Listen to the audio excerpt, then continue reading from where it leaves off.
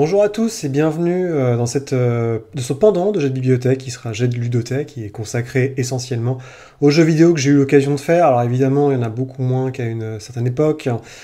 Plus on vieillit, plus on a d'argent et moins on a de temps et vice-versa. Et quand on était étudiant, on n'avait pas de thunes, on avait du temps. Il se trouve que j'ai quand même écrit pendant quasiment 10 ans pour un magazine de jeux vidéo en ligne, que je ne citerai pas, mais en tout cas ça m'a permis d'avoir pas mal de jeux à tester pendant pas mal de temps, et j'ai même fait un bref crochet de 2 ans dans la traduction et le QA de jeux vidéo pour une très très grosse boîte dont je tairai le nom. En tout cas c'est pas très glamour, je peux vous l'affirmer, mais ça m'empêche pas de temps en temps de jouer, et il se trouve que là j'ai fini un jeu qui s'appelle Death Stranding 2 on the Beach, qui est la dernière production d'Hideo Kojima. Donc récapitulons un petit peu, c'est important pour la suite. Hideo Kojima, c'est quelqu'un qui a maintenant quasiment 61 balais, donc il n'est pas jeune. Il a commencé... en gros, c'est pour aller vite, ses parents étaient des jeunes baby-boomers, notamment, qui lui ont envoyé très rapidement un goût du cinéma, à certains dans son plus jeune âge. Il regardait tous les soirs dans sa banlieue... Tokyoïde, je crois, ou à Osaka, je sais plus, avec ses parents des films, en fait, et la règle de ses parents, c'était quel que soit le film, donc français, européen, américain, on regarde le film jusqu'au bout et vous n'allez pas vous coucher avant. Donc il a développé une sorte de une obsession, une passion pour le cinéma en général, et surtout le cinéma plutôt occidental, qu'il a jamais perdu, puisqu'en fait il a perdu son père très très tôt, et il a très vite été un petit peu envoyé dans une autre, ils ont déménagé, et il s'est trouvé un petit peu tout seul, il est devenu un peu ce qu'on appelle donc adolescent, les enfants à clé. Donc en gros, c'est des enfants au Japon qui ont juste une clé autour du cou, et comme ça, ils peuvent rentrer chez eux tout seuls, manger tout seuls et compagnie. Donc ça, dans cette espèce de monde très solitaire, il a réussi à se créer une culture extrêmement forte de cinéma, et c'est quelque chose qui va le suivre pendant très très longtemps, puisqu'il va faire des films en 8 mm, étant ado puis adulte, et arrivé à l'université, il va un peu pour faire plaisir à sa mère, faire des études d'économie, avant en fait même en essayant de percer dans le cinéma, il n'a jamais vraiment réussi parce que ça intéressait personne, parce qu'il n'avait pas monté ses films, et il va rentrer par la petite porte, en fait, assez étonnamment d'un milieu qui se développe, c'est le jeu vidéo. Donc on est au tout début des années 80, notamment c'est l'époque, pas tellement de la NES, alors faut jamais oublier que avant la Nintendo et en parallèle de la NES qui était plutôt vendue pour les enfants, il y avait tout un marché de l'ordinateur au Japon, notamment le MSX, qui était un ordinateur assez réputé, et il y a plein de jeux qui étaient très intéressants au Japon à cette époque-là. Je pense à Sorceria notamment, mais il y a plein de trucs qui étaient très très chouettes, qu'on a un peu oublié en fait, et qu'on a passé sous le tapis quand la Nintendo est arrivée, où on s'est dit ok, maintenant les jeux vidéo, les jeux de rôle, c'est Dragon Quest, trucs très simplifiés. Et donc Kojima va rentrer dans ce milieu qui est encore en plein développement, pour commencer à bosser pour Konami, notamment sur des jeux un peu abscons, notamment il a fait un jeu de pingouins dont j'ai plus le nom, mais en gros c'est un jeu de course avec des pingouins, je crois, un jeu d'action, et petit à petit il va faire son trou sur le mode son titre était, en gros son job c'était game designer, mais il n'y avait pas de titre qui existait à l'époque. Rappelez-vous, dans les années 80, à l'époque, Shigeru Miyamoto, c'est juste un obscur mec qui bosse chez Nintendo, qui a été retrouvé par Yamaguchi, donc le chef de Nintendo, qui dit bah en fait t'es pas mauvais, vas-y continue à faire des jeux. Donc il n'y a pas du tout encore ce culte autour des personnes qui développent des jeux vidéo, et surtout les game designers qui sont bon an mal an en fait vu un peu comme l'arbre qui cache la forêt, c'est-à-dire qu'évidemment quand vous faites un projet avec plusieurs personnes, vous êtes obligé de mettre quelqu'un en proue dans les interviews ou sur devant la scène, et bon an mal an, c'est souvent le game designer ou le directeur du jeu vidéo qui va un peu phagocyter tout ça. Donc je vais pas citer plein d'exemples, vous voyez, quand on parle de Quantic Dream, on parle de David Cage, quand on parle, je sais pas moi, on parle de Ken Levine pour BioShock et compagnie. Donc c'est vraiment des choses un peu simplificatrices, hélas pour moi, un milieu qui est extrêmement justement fondé sur des différences entre les gens, sur le fait qu'il y ait une collaboration et un partenariat. Et il va quand même réussir un peu à tirer son épingle du jeu, et il va se trouver qu'en fait, il y a un senior qui est présent sur un autre jeu qui est en train de développer à la fin des années 80 qui s'appelle Metal Gear, qui est juste un jeu d'infiltration façon la grande évasion, où il faut rentrer dans une base, défoncer un gros robot et se barrer. Et Kojima va récupérer le projet, et il va très très bien faire son boulot, il va réussir... En fait, il va très vite se trouver dans une position où la délégation, où il est très très fort en fait pour faire en fait des éléments de management, et le jeu va bien marcher, donc on va dire bah c'est bien puisque tu sais bien jouer, tu sais bien développer et gérer les projets, on va te mettre sur d'autres choses. Et c'est là en fait où il arrive un peu à glisser son épingle du jeu, parce qu'il va pouvoir proposer un jeu qui lui est cher, hein, qui s'appelle Snatchers. Alors, Snatchers, c'est très très bizarre, donc c'est un visual novel, donc c'est, enfin, il y a des séances d'action, mais c'est essentiellement un jeu où on avance à la japonaise, donc il faut comprendre, c'est que chez nous, les jeux vidéo d'aventure sont essentiellement des point and click dans les années 80, influencés par Sierra, puis après repensés par LucasArts, où en fait on balade un curseur et compagnie. Alors qu'au Japon, c'est pas ça, parce qu'en fait, conséquemment par rapport à la console, il faut un mode où on bouge en fait avec une croix et machin, donc généralement c'est un écran fixe, et vous avez les actions, en fait les verbes sont sur le côté, donc c'est juste explorer, c'est des écrans fixes. Notamment, c'est la plus grande impact, la plus grande influence qui a jamais eu lieu, c'est par le père, c'est Yuji Horii, donc le père de Dragon Quest, qui a fait des jeux qui s'appellent, j'ai plus le nom, mais c'est en gros c'est les meurtres machin Famicom, et donc Nintendo, et où c'est des espèces de suites d'enquêtes qui ont beaucoup influencé Kojima, et beaucoup de gens qui ont un peu pris la relève, et donc il va faire Snatcher, qui est un jeu qui est très très beau, impressionnant, qui mélange en fait plusieurs, tous les espèces de films qui sont chers à Hideo Kojima, notamment donc Terminator, Blade Runner, et Invasion of the Beast Snatchers, donc les envahisseurs, c'est quoi, c'est les profanateurs de sépultures, l'invasion des professeurs de sépulture, qui sont en fait des jeux qui va complètement mélanger pour donner un jeu futuristique, cyberpunk, qui se passe où en gros on joue un mec amnésique, dont le boulot d'être Snatcher, donc en fait il va trouver des robots qui sont sortis d'une usine en Russie il y a très longtemps, et qui prennent la place des gens, donc ils leur arrachent la peau, ils se mettent la peau sur la tête, et ils tuent les mecs, et ils les foutent dans une poubelle. Et vous, en fait, vous êtes mené en enquête pour les retrouver, comprendre d'où vient votre passé, et vous êtes escorté notamment avec un petit robot qui ressemble comme deux gouttes d'eau au Metal Gear, donc l'espèce de gros robot destructeur qui fera après tout le succès en fait de Kojima, surtout en Europe. À partir de là, il fait une suite à Metal Gear Solid qui s'appelle Metal Gear Solid 2, Solid Snake, où là, il va vraiment un peu prendre l'ascendant au niveau de l'histoire, se faire plaisir. Il y a plein de références au cinéma, et c'est là où notamment donc les visages des personnages, quand vous voyez, par exemple, Solid Snake, donc le personnage principal est basé sur Mel Gibson, mais il y a aussi le méchant Big Boss et Sean Connery. Enfin, il y a plein de trucs comme ça, mais le jeu reste assez innovant, intéressant. Donc grosso modo, c'est une sorte de Pac-Man géant, c'est un jeu de cache-cache où le but c'est d'avancer dans des niveaux en affrontant des boss, en évitant les gardes. Parce qu'en fait, si les gardes vous voient, généralement, ils ont une puissance de feu qui est bien plus importante que la vôtre. Le jeu va très très bien marcher, hein, même s'il était un peu confidentiel, puisque sur MSX, enfin en tout cas pour l'Europe, et il va sortir quand même aux États-Unis. Et à partir de là, il va faire un nouveau jeu visuellement, enfin une autre visual novel, donc un autre jeu d'aventure, qui s'appelle Police Note, qui cette fois est inspiré par l'arme fatale, grosso modo, dans une station à la Babylon 5, où dans l'espace, en fait, on a des flics qui sont des police notes, donc qui étaient des policiers, mais astronautes aussi, et il y en a un qui survit, qui finit dans un caisson cryogénique, et qui se réveille beaucoup plus tard, donc tous les autres sont devenus beaucoup plus vieux, beaucoup plus balèzes, ils sont devenus maires, ils sont devenus des patrons des magnats de l'industrie, et en fait son ancienne flamme lui demande de résoudre une enquête, et il va se retrouver sur cette station orbitale avec son vieux pote, en fait, qui est tout vieux maintenant, qui ressemble évidemment à Danny Glover, hein, comme c'est pas possible, et c'est assez rigolo. Alors il y a eu une chance, c'est que ce jeu a été traduit il y a pas longtemps par des fans, il y a pas longtemps, putain, il y a 10 ans maintenant, mais ça vaut le coup, c'est très rigolo à regarder, mais même sur YouTube, c'est plutôt marrant et sympatoche. Évidemment, c'est Metal Gear Solid qui va sortir sur PlayStation, qui va vraiment faire tout son essor, donc c'est un jeu, encore une fois, c'est une variation Metal Gear, qui va être avec des designs absolument tombés par terre, une musique démentielle, des combats contre des boss complètement épiques, et surtout la touche Kojima, en fait, c'est qu'il y a plein de petits trucs débiles, c'est-à-dire que vous avez un système de codec, vous pouvez appeler les gens, et donc il y a plein d'easter eggs, vous pouvez demander, je sais pas, si vous portez une boîte en carton pour vous cacher des gardes, vous pouvez appeler quelqu'un sur la ligne qui va vous faire tout l'historique de la boîte en carton, et ça c'est vraiment Kojima, c'est-à-dire que Kojima pense à plein de petits trucs, lui et son équipe, hein, bien sûr, à des petits détails, des trucs complètement débiles où on se dit putain, ils ont pensé à tout quand même. Dans le 2, il y avait des glaçons, et quand vous tiriez sur les glaçons, je crois que vous pouvez faire chauffer les glaçons pour les liquéfier. Enfin, c'est vraiment des petits détails complètement débiles, à droite à gauche. Mais le revers de la médaille, c'est que Kojima a tendance à faire des scènes cinématiques qui durent pendant des heures et des heures et des heures.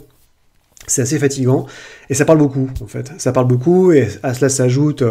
La traduction japonaise qui est un peu compliquée parce que en japonais, quand les gens discutent en dialogue dans les films, ils ont tendance à répéter en fait,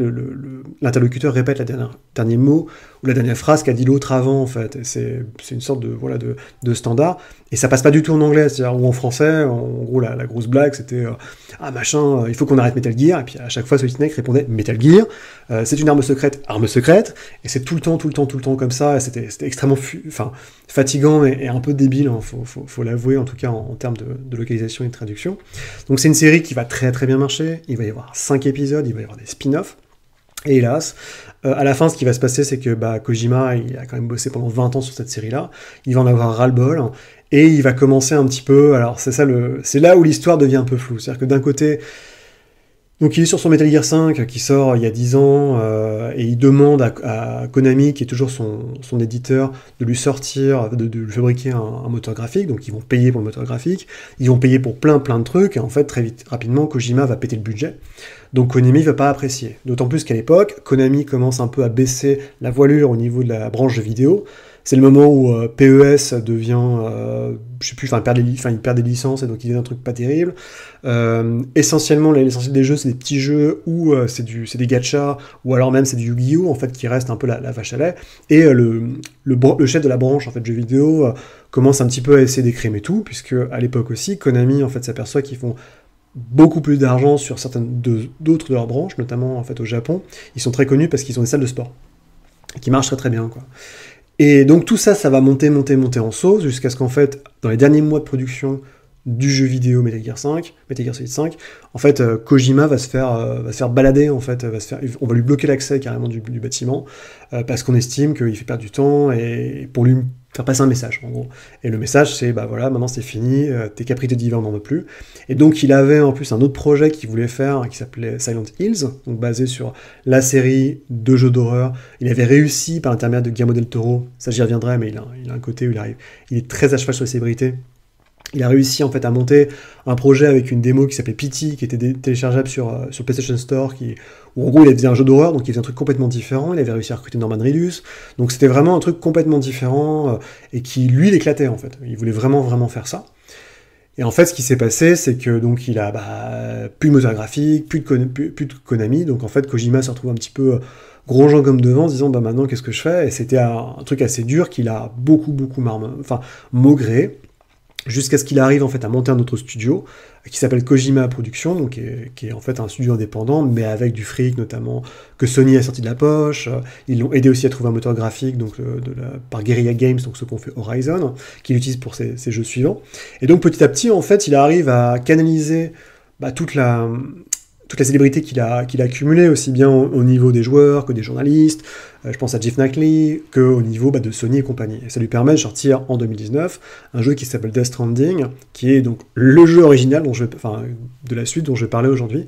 Donc Death Stranding se situe dans un univers assez étrange, post-apocalyptique. En gros, Kojima a lu un auteur qui s'appelle Kobo Abe, qui est très très bien, qui fait vraiment du burlesque, qui fait vraiment du... qui est un peu qui est un mec un peu à la Burroughs, William Burroughs aux États-Unis. Donc en gros, c'est un gars qui bosse essentiellement sur la satire, sur l'outrecuidance, sur un registre un peu foufou. Il a fait notamment un bouquin qui s'appelle L'Homme-Boîte, donc c'est un mec qui a une boîte sur la tête, une boîte en carton. Il a fait La Femme des Sables, qui a été adapté par Tachigahara, je crois, en film qui est très très bien. Et c'est vraiment un gars ou L'Homme sans visage.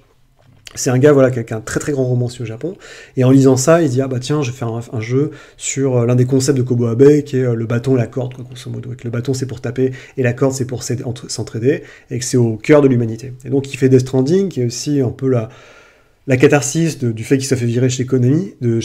puisque en gros c'est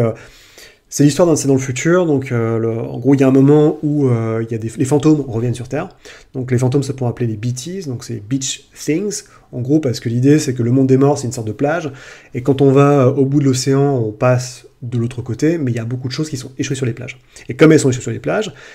elles reviennent dans le monde des vivants pour essayer de connecter en fait avec les vivants, sauf que quand elles connectent avec les vivants, ça crée des explosions, et en fait les explosions font des trous, ce qui s'appelle des void out, et ça tue plein de gens. Donc qu'est-ce qui se passe ? Ça se passe en fait, c'est que le monde devient complètement, pour essayer d'éviter de se faire toper par les BTs,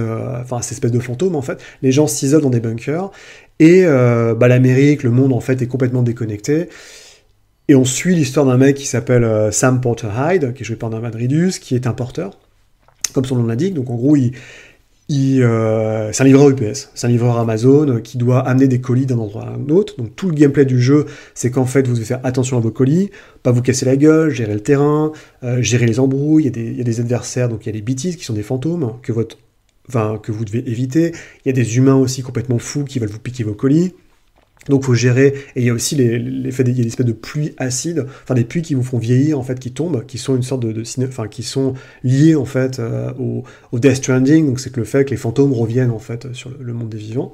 Le seul avantage, c'est qu'en fait avec le Death Stranding, il y a eu une autre apparition, ce qui s'appelle le chiral, donc en gros qui sont des espèces de cristaux magiques, et ces cristaux magiques permettent de faire évoluer les technologies beaucoup plus rapidement. Donc par exemple, avec le chiral, on peut faire évoluer les communications, on peut créer des véhicules un peu foufou, des trucs antigravitationnels, donc c'est le côté un peu SF du jeu. Et l'idée c'est qu'en gros, il y a un dernier élément, c'est qu'on vous donne pour sentir en fait et voir les BTs, on utilise, ça c'est un truc, le truc un peu glauque du scénar, c'est qu'en fait quand le Death Stranding est apparu, enfin il y a beaucoup de bébés en fait dont dont les mères mouraient en fait, et on extrait les bébés et les utilisait parce qu'en fait vu qu'ils étaient à la fois morts et vivants, ils avaient un lien en fait avec le monde des morts, et donc en fait quand les porteurs se baladent avec un BB, ce qu'ils appellent, ils peuvent détecter automatiquement où sont donc les fantômes. En gros, l'idée, c'est que faut faire attention au bébé, faut pas trop le secouer, faut pas trop se casser la gueule, parce que sinon il hurle, et s'il fait la gueule, en fait, il vous aide plus pour détecter les monstres, donc c'est un peu problématique. Et donc l'idée, c'est que donc Sam, avec son Bibi, vont être envoyés par la présidente des États-Unis, de ce qu'il en reste, pour en fait reconnecter avec un réseau Chiral, donc une sorte d'internet, quoi, tous les gens qui sont coincés dans leur bulle. Et ça se passe aux États-Unis, donc tout le jeu numéro 1, c'est une sorte de petite map des États-Unis un peu miniature, qui ressemble beaucoup à l'Islande d'ailleurs, et donc c'est un jeu qui, moi j'ai fait juste avant le Covid, très très bien, avec un gameplay très original, parce que je veux dire, le combat est pas au centre du jeu, c'est un jeu où en gros vous faites ce que vous voulez, vous avez une carte, pour vous déterminer pour aller d'un point A à un point B, il y a un scénario qui n'était pas oufissime non plus, où en gros il y a un grand méchant qui s'appelle X, qui est complètement fou, qui est un porteur comme vous, mais qui est devenu fou, et qui veut réaliser en fait l'extinction, parce qu'en fait le Death Stranding c'est le prélude à l'extinction en fait de l'humanité, quoi, pour aller vite, et donc à la fin vous le stoppez, il est super cringe en plus, il est vraiment, on dirait un peu le Joker de Levallois-Perret, quoi, c'est horrible, on a l'impression de voir Jared Leto dans les Batman. Et à la fin, vous triomphez, tout le monde est content, et vous vous planquez, en fait, Death Stranding 2 commence, vous vous planquez dans un petit bourg près du Mexique, avec votre Bibi qui a été sorti, en fait, parce qu'à la fin du jeu, c'est ça, bon, je vais pas juste éviter de trop spoiler, mais en gros, le Bibi, vous arrivez à le sortir de la boîte, et il redevient un bébé normal, en fait, et donc vous avez votre bébé avec vous, qui est en train de grandir, qui s'appelle Lou, dans votre petit bunker, et à ce moment-là, évidemment, suite du jeu, on vous rappelle, on dit « Non, faut que tu reprennes du service ». Il vous arrive un truc glauque dans l'histoire, et on vous dit pour dépasser ce trauma, pour dépasser en fait ce barouf, viens avec nous. On a trouvé une sorte de téléporteur près du Mexique qui nous permet d'aller sur un autre continent. Et donc tout le jeu se passe quasiment en Australie. Donc en fait, vous avez une carte qui est beaucoup plus grande que dans le premier,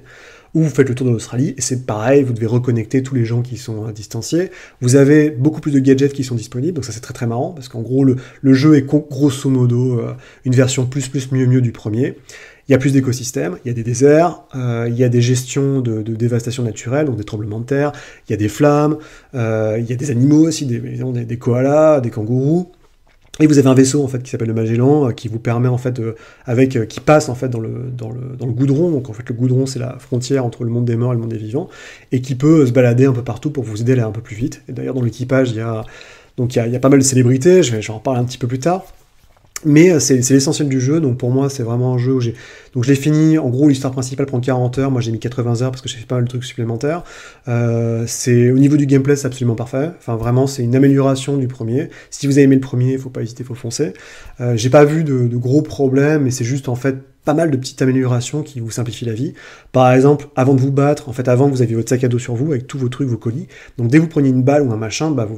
votre colis était défoncé, donc vous aviez une sale note en fait par le destinataire, alors que là par exemple il y a un bouton, hop, vous posez votre sac et vous pouvez vous battre. Et c'est plein de petites améliorations comme ça qui simplifient la vie, il y a plein de gadgets qui sont absolument géniaux, il y a des espèces de trampolines, il y a plein de trucs super chouettes comme ça, et ça c'est absolument démentiel.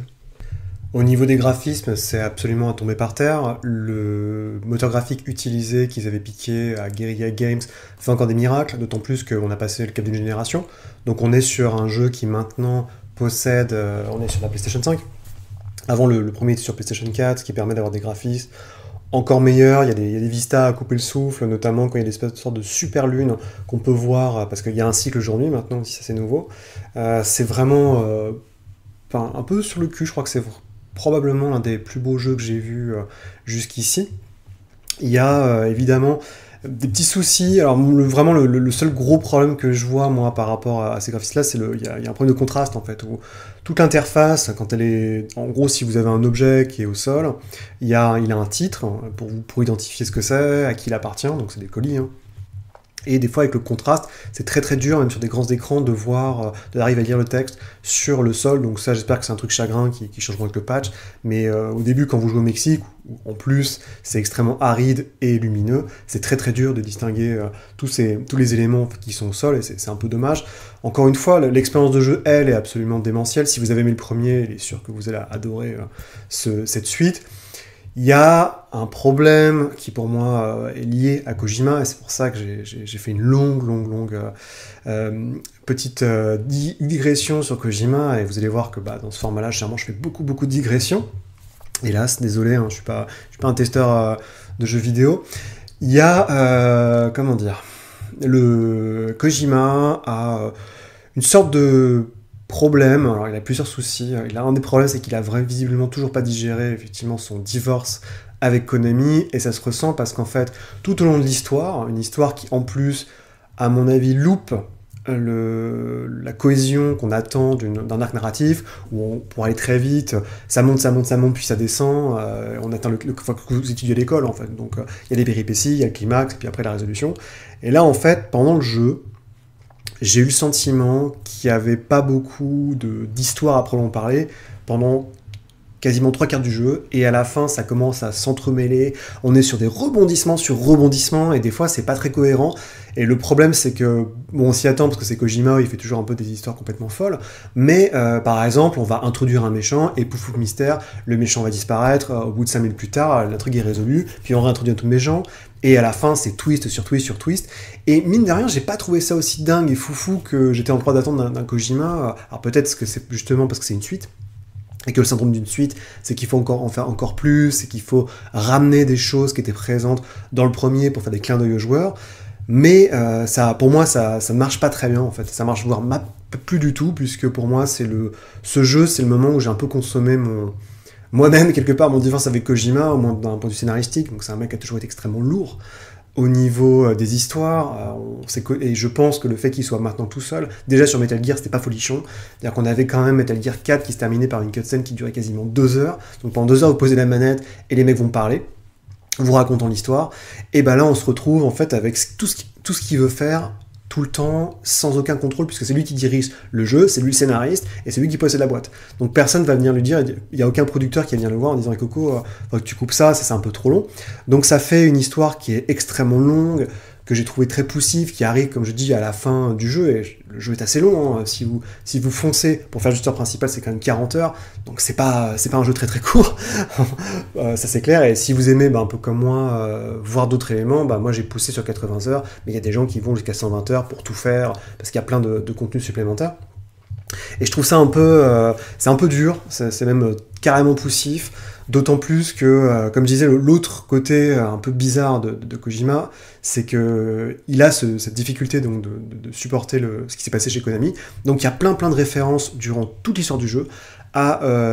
des choses qui sont passées dans Metal Gear, et il y a des copies, il y a certaines scènes qui sont vraiment des copies conformes de moments d'anthologie qu'on a vu dans Metal Gear. Donc il y a des références, il y a un méchant qui est joué par Luca, pas un méchant, il y a un antagoniste qui est joué par Luca Marinelli, que vous avez peut-être vu, il jouait le rôle principal dans Martin Eden, la version italienne, et là il va jouer Mussolini, je crois, dans un film qui sort dans pas longtemps, qui joue en gros, Kojima l'a vu, il dit il ressemble à Solid Snake, donc il lui met un bandeau pendant tout le jeu, le mec a un bandeau pour faire comprendre que c'est exactement Solid Snake. Le méchant qui revient, qui est Higgs, qui j'ai trouvé insupportable dans le premier et encore pire dans le deuxième, mais c'est vraiment, c'est abominable, je savais pas que c'était pas possible. revient et fait tout le temps des... Il y a un gros combat final qui est très très repris sur Metal Gear,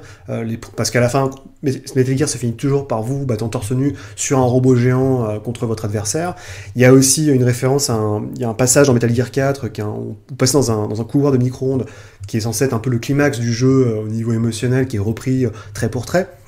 Mais ça va très très loin, il y a des citations qui sont reprises, et on a l'impression que en fait, au-delà du divorce non consommé, il y a peut-être une répétition où Kojima, ayant quasiment 61 ans, je crois, arrive au point où il ressasse un petit peu toujours les mêmes choses, et c'est un peu triste, en fait, je trouve, en tout cas d'un point de vue scénaristique, même si on peut détester de base sa façon de raconter des histoires, puisque trois quarts des cinématiques, c'est quand même donc Norman Reedus qui arrive.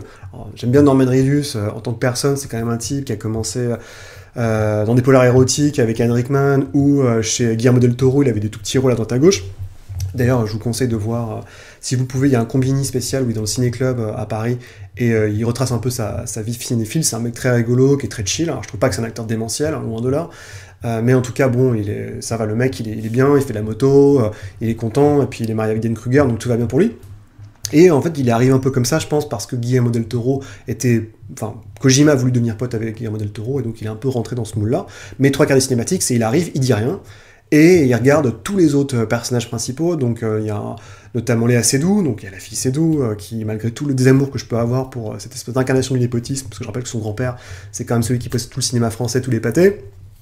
fait le job en fait et va expliquer tous les concepts du jeu pendant quasiment une demi-heure à parler. Il y a elle et il y a d'autres personnages qui sont motion capturés, donc c'est assez rigolo. Donc c'est des acteurs, hein, c'est des doubleurs, mais ils ont motion capturé, c'est un grand délire de Kojima, des mecs assez connus, il y a George Miller notamment, il y a Faith Atkin, le réalisateur, qui sont un peu tous là, et en gros, j'avais des flashbacks de mon ancien boulot, où j'étais dans une réunion, et j'avais rien à dire, et la réunion durait 2 heures, et t'es là, tu fais, d'accord, et au bout de 2 heures, il y a le patron de la boîte qui arrive et qui dit, mais on va lancer l'IA, ça va être génial, et t'es là, tu fais, mais putain, je serais mieux chez moi en train d'essayer de battre pour la 50 millième fois le boss final de Sekiro, ou je sais pas, remater l'intégrale des Sopranos, ça serait pour moi beaucoup plus productif que ça, quoi, et c'est exact, et à la fin, ça fait que j'ai lâché l'histoire parce que ça me saoulait en fait. Je lisais juste les résumés, il y a une sorte de codex dans le jeu qui vous permet un petit peu de récapépète, mais toutes les scènes justement où c'est juste de l'explication de texte, c'est infernal. Après, justement, il y a d'autres cinématiques où on montre des choses, c'est plus, il n'y a pas trop de dialogue, c'est assez rigolo, on peut aimer ou détester, hein, c'est un autre sujet, mais au moins il se passe des choses à l'écran, et ça c'est agréable plutôt que se taper une cinématique de blabla qui va durer une demi-heure, c'est insupportable. Alors évidemment, donc le grand truc donc de Kojima que je disais, c'est outre le pied de nez, outre le divorce avec Konami, il y a clairement en fait son obsession qui date à mon avis de son enfance, qui est de devenir ami avec les stars. C'est quand même un type qui possède une sorte de mur dans son bureau avec toutes les photos des mecs qu'il a pu rencontrer, même des gens qui ne savaient même pas qui il était, comme De Niro et compagnie. Mais il y a vraiment cette espèce d'amour incompréhensible, enfin, qu'à mon avis se rapporte à son enfant, une enfance qui a été un peu arrachée par certains aspects, et il est tout le temps en train de dire, ah bah machin, je vais rajouter tel acteur, ah je peux rencontrer tel acteur, je vais le mettre dans mon jeu. Donc on se retrouve, il y a Ellie Fanning, qui va jouer un rôle assez important dans l'histoire, même s'il a quasiment pas de dialogue. Comme je disais, il y a Seydoux, il y a aussi, le réalisateur Renft, donc qui avait fait Pusher et compagnie. Dans le premier, il y a Mads Mikkelsen, donc ça va assez loin. Et je dois avouer que bon, ça ajoute pas grand chose, mais si ça lui fait plaisir, écoute, tant mieux, hein, j'ai envie de dire, à 60 ans, si on est un grand, si j'étais un grand réalisateur de jeux vidéo comme lui, je me ferais pas chier, je ferais pareil. Et c'est assez rigolo, et c'est presque touchant, en fait, de voir aussi, la fille, c'est Lindsay Wagner, qui jouait Super Jamie, donc la femme bionique, dans les années 70, donc je pense que Kojima s'amouraché gamin, et qu'il la rappelle pour jouer sa propre version, enfin, un personnage de elle vieille, et aussi un personnage quand elle est jeune, quoi. Donc ça va assez loin dans cette espèce de délire, et je trouve, finalement, un truc qui pouvait agacer pas mal, je trouve, qui est assez positif, dans son espèce de conception à lui, de créer des mondes, de retrouver une enfance qu'il a perdue. Je pense que la créativité sert aussi à ça, hein, quelque part, et c'est pas non plus plus handicapant que ça, mais c'est assez rigolo et bizarre de voir ça. Et mention spéciale à Troy Baker, qui est cette espèce de drôle de bonhomme, personnage, donc qui fait partie de cette vague arrivée fin des années 2000 à Los Angeles, comme tant de beaux gosses et de belles gueules qui voulaient percer dans le cinéma, qui n'ont pas réussi, qui savaient pousser la chansonnette, et qui sont retrouvés un petit peu bon an mal an dans le domaine du doublage de jeux vidéo. Lui, il a commencé sur Company of Heroes 1, donc ça commence à dater un petit peu, qui était un jeu de stratégie, puis il a bifurqué notamment sur pas mal de jeux basés sur des japonimations, ou des trucs un peu plus manga, RPG. Notamment, il est très connu parce qu'il a décroché le rôle de Kanji dans Persona 4, qui était un personnage un peu, espèce de loupard, mais qui était homosexuel refoulé, on savait pas trop, et il lui apporte vraiment une coloration, ce qui lui a permis de monter peu à peu les échelons. Et même si je dénigre un peu, enfin, je suis un peu triste justement qu'il rejette un peu tout ça en disant maintenant c'est en dessous de moi, il a réussi à saisir une opportunité, c'est que le moment où la motion capture est vraiment devenue un truc hyper important dans le jeu vidéo, il a réussi à passer la porte et devenir un mec incontournable. Donc notamment il fait Joel dans The Last of Us, et on le retrouve dans plein de trucs à droite à gauche, et donc c'était un peu normal que je pense que Kojima aille le récupérer, puisqu'il avait déjà fait faire Revolver Ocelot dans Metal Gear Solid 5. Donc lui, il essaye vraiment d'y aller à fond les ballons, et c'est pas mal parce que même un personnage derrière aussi nul et mal écrit que X, il lui arrive à lui apporter une sorte de coloration. Donc c'est quand même pas si dégueulasse que ça au final. On notera aussi que c'est pas le seul, il y a Debra Wilson aussi qui est dedans, qui est une actrice afro-américaine qui fait beaucoup de motion capture, qu'on voit dans quasiment dans tous les jeux vidéo, qui fait une pédiatre avec des espèces de pouvoirs psychiques. C'est assez barré comme délire. En tout cas, ouais, concrètement, Death Stranding 2, ça reste pour moi le côté Kojima, c'est-à-dire qu'il a l'histoire, on aime, on déteste, et moi je suis arrivé à un point où je ne peux plus, où vraiment il faudrait qu'il ait quelqu'un pour le superviser, un éditeur, ou quelqu'un pour au moins lui dire stop, arrête, c'est trop long, parce qu'il y a vraiment la sensation que maintenant il dirige, c'est un peu l'asile qui a pris le contrôle comme si les fous qui ont pris le contrôle de l'asile, et qu'il est toujours sur un espèce de mode où il se croit le meilleur scénariste du monde, et en fait, il n'y a aucun recul, quoi. Et c'est très dommage, parce que ça rend le côté scénaristique du jeu très fatigant, alors qu'à côté, on a un jeu qui est absolument génial, où justement, une qualité, à mon avis, qui est évidente de Kojima, que tout le monde oublie, c'est le fait qu'il est capable de déléguer à des gens dans son équipe, de faire confiance aux gens de son équipe qui démarrent, et ça c'est vraiment un truc qui est absolument incroyable et qu'on oublie. On oublie souvent que Yoji Shinjikawa, donc son fidèle camarade qui le suit depuis quasiment 30 ans, a été un mec qui fait tous les designs des caractères, des robots depuis Metal Gear Solid. C'est un type qui est arrivé chez Konami, il était ingénieur du son. En fait, il était développeur, il codait littéralement les sons pour les jeux vidéo, et c'est Kojima qui a dit tu dessines bien, donc pourquoi est-ce que tu veux pas passer plutôt du côté du concept artiste? Et pour me la péter un tout petit peu, quand j'étais au Japon, j'étais stagiaire pour une boîte de traduction de jeux vidéo, et j'ai eu la chance en fait d'être envoyé pour être dans la première partie première équipe de testeurs Friends and Family de Metal Gear 5 à Konami dans le QG à Roppongi, et on a passé 3 week-ends à faire que jouer à Metal Gear 5.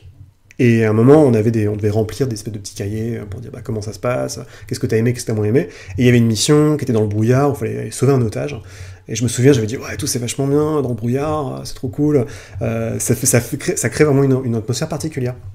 Et le développeur qui avait fait la mission, ensuite est venu me voir. C'était un mec qui était donc chinois,